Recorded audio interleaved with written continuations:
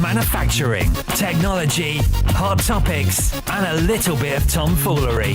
This is the MTD Podcast. Well, guys, welcome to another podcast. I'm Mark Deadman, and I'm here with Colin Griffiths. Griffiths. Who's that? Yeah. And also, easy for you to say. Mr. Reynolds. How are you going, guys? Joe Reynolds. Really good. Yeah, and really you good. missed out our friend who always turns up. Tomfoolery. Oh my God, Mark, you're rubbish at the buttons. You really are. Well, it's the dreadful. first time I've been pressing them. Yeah, you're pressing my buttons right now, my friend. Anyway, well, okay. So today's topic, based on your option, is finance, Colin. hey, come on, guys. All right, if I said to you, finance, what would you say? I'd fall asleep. Oh, how rude. Finance. Would companies be able to grow without finance and cash flow? There you go. See, Mark's taking his time to think about that, whereas you didn't, Joe. It's on Google. Ah, that's right. Finance definitely has a place. Yeah. Not all companies need finance. Oh, come on. I'd say, how many companies have 100, 200 grand in the bank sitting there ready to buy a new machine tool, as an example? Colin Griffiths Enterprises. No. Mine's all gone on a new car, because you might have heard someone nick mine. Oh, anyway, move on. Yeah. You're right. In truth, the majority of companies need, and even if they don't need it, they probably should buy it on finance. In my opinion, money's cheap. Yep. Yeah. Obviously, spend wisely and all the rest of it. And well, it's cash flow as well, because if you're buying a new machine tool, yeah, say you do have 100 grand in the bank, you buy a new machine tool, that cash is all gone, but then you're going to pay the wages next week. Yeah, it is about cash flow, but then again, you've got companies like DMG Mori, which have their own bank. Yep. Or their own book, as they class it. In other words, they're lending their own money to their own customers and prospective customers. So you could tell. Sorry, go on. I'll say it opens a bit of a minefield. Finance is kind of like saying, "Do you like cooking?" Isn't it? You know. Well, you like eating, Joe. Well, yeah, but do you know what I mean? Necessary. What's the time? I need to go. Oh, harsh. But anyway, but no, talking about finance. You know, you talk about machine tool. Is it 2 year, 5 year, 10 years? Is it lease? Is it like a PCP almost on a car? HP, does it matter? I'm not going to own that machine in 3 years, but I get renewed with a brand new machine, which has got the latest technology.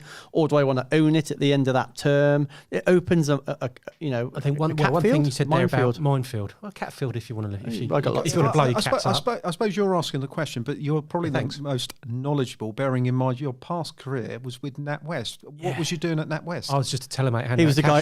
He was the guy that sold the pigs. Can you remember the pigs back in the day? Yeah, all right, lads. Right. Yeah. Saving banks. Do you know, I've still got them. They're worth about 400 quid, aren't they? Oh, Anyway, moving on.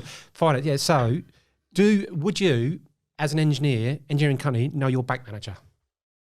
No. Well, actually, I went in to see mine, and I was told there isn't one at the bank anymore. Exactly. I rest my case. Are they in the cloud? Yeah, exactly. They're changing all the time. They don't want to look after you. They don't know your business and things like that. If you use a broker, they're in it for, I would say, the long term. Absolutely. So you want to pick up the phone and say, right, I'm buying a new machine tomorrow. Can you get it sorted? You phone your bank and they go, yeah, it's going to take me 2 weeks. I need all this information. Your broker, he will know, boom, straight away. Well, pretty much straight away. Is a broker more cost effective than using a bank or a building society these days? I don't know if building societies lend money for machine tools. But that's me being not controversial. Well, you're the man in the know. I would say yes, because they can go to a number of different funders. So you go to your bank, that's just going to use one. There'll be one funder. A broker can go to, I know, example, Paul Cox, who's a regular, Asset Finance Northampton, he can go to 65 different funders. So he'll get... He's a busy boy. He I was going to say, yeah. They've got the systems in place, mate. It's all about software. Yeah. But he can get you different rates, different levels of deposit, different, all sorts of, you might just think, it's going to be one transaction, one deal. But he can come up with alternatives for you.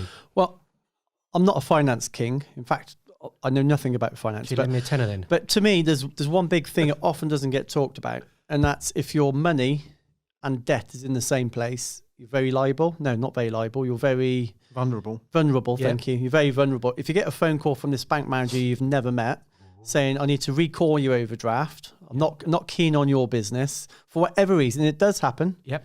You cease to trade.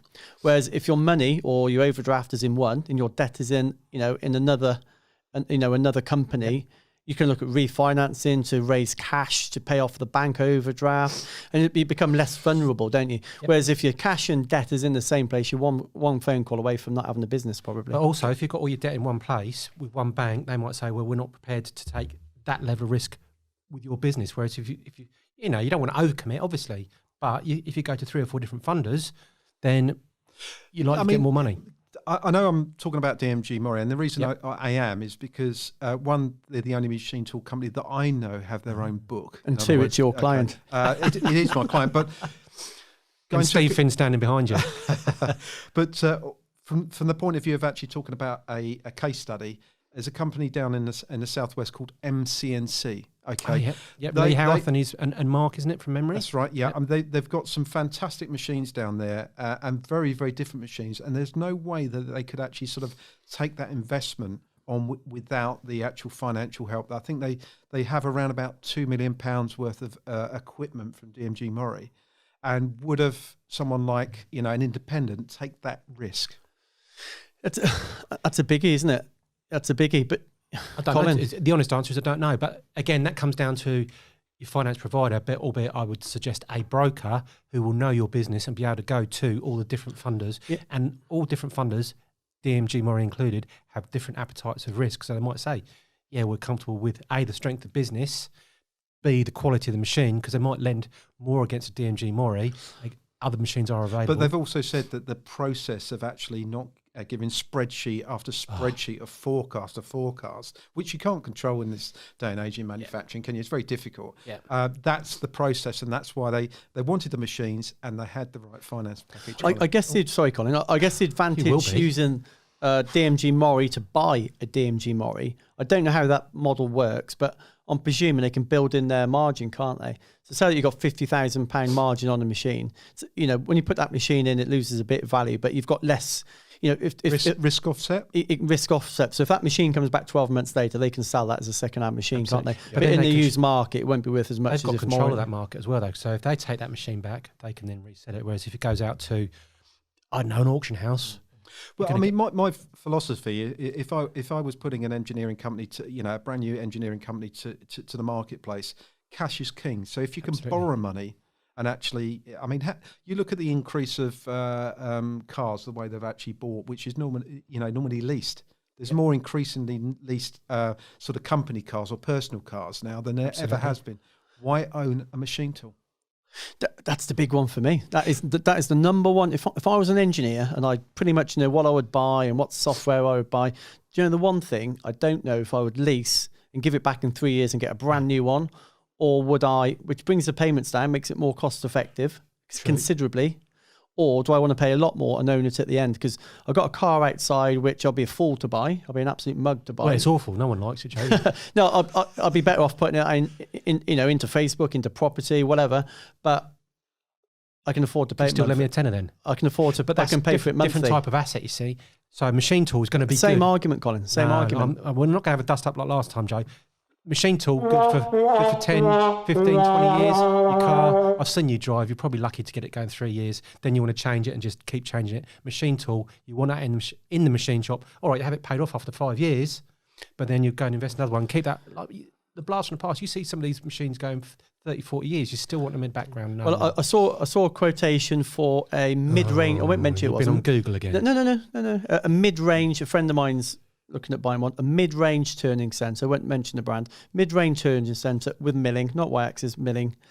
So the option where he owned it was 1,800. Yep. The option where he didn't own it was how much? Same term. 1,799. No, it was half, £900. But so he asked me my advice, and I said I would go for the half, but I'd buy two.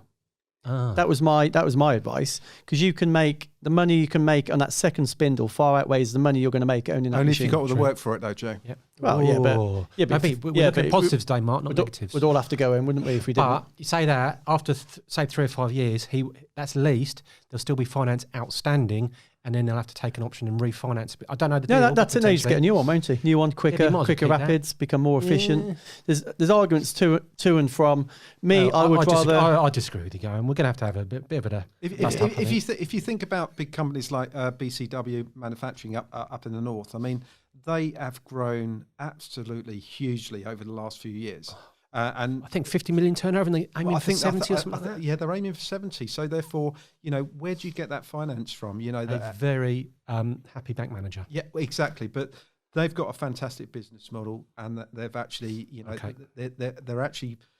they've worked against it, and the risk offset has been minimal for them to actually borrow the money, I'm sure. Yeah. What about then?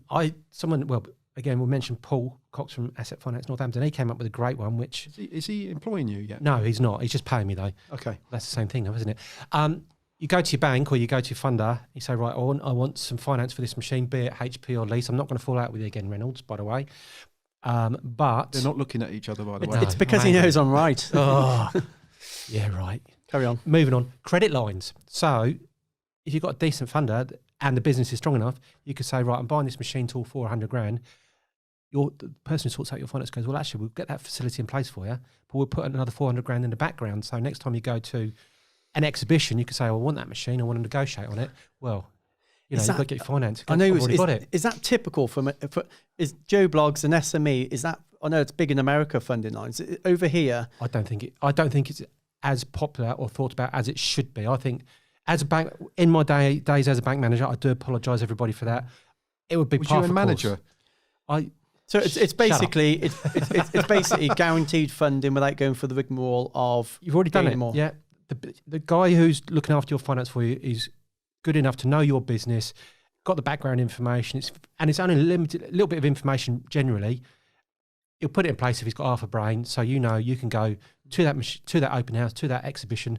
So actually, I like that machine. I know there's a special offer at the exhibition. There always is, but I've got a little bit more room to manoeuvre because I'll buy it right now. I've got a couple here, Colin, and keep them as brief as you can. But I'm just trying to demystify a couple of things. Again, we see a lot of engineers. Don't put me under pressure, Joe. And we all talk about a lot of things without necessarily knowing what they mean. Yes, Joe. Okay. So annual investment allowance just been raised recently to £1 million. Correct. What does that actually mean? Let's say I'm an SME and I make a small profit, or what doesn't matter, I make a profit. If I invest £1 million, how does that appear on my bottom line? You put me on a spot there because I don't actually know the complexities of that. Anybody with a decent accountant will be able to explain it, but a lot of accountants out there probably wouldn't even know the answer to that either. But you get tax benefits by investing, and you can invest up to £1 million, so and that'll offset against your tax bill. I presume it's the amount you pay tax. So 20% of that £1 million is offset. Is that?